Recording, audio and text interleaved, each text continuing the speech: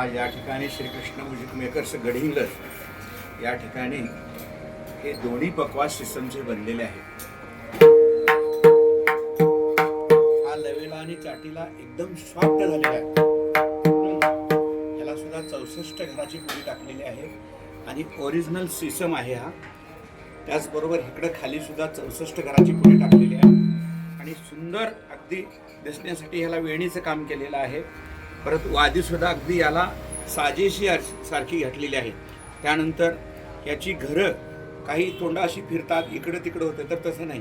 हे अगदी उत्कृष्ट असं बघून अगदी तंतोतंत मेजरमध्ये ह्याचं काम केलेलं आहे. लवेला चाटीला अतिशय उत्तम. काळी 1 पांढरी 2, काळी 2 आणि पांढरी 3 ला सुद्धा लागेल. त्याचबरोबर हा सुद्धा शिसमचाच आहे. थोडंसं ह्याला मध्ये पांढरं लागलं पण वजन आहे. याचं सुद्धा तसंच खाली 64 घराची पुडी टाकलेली आहे.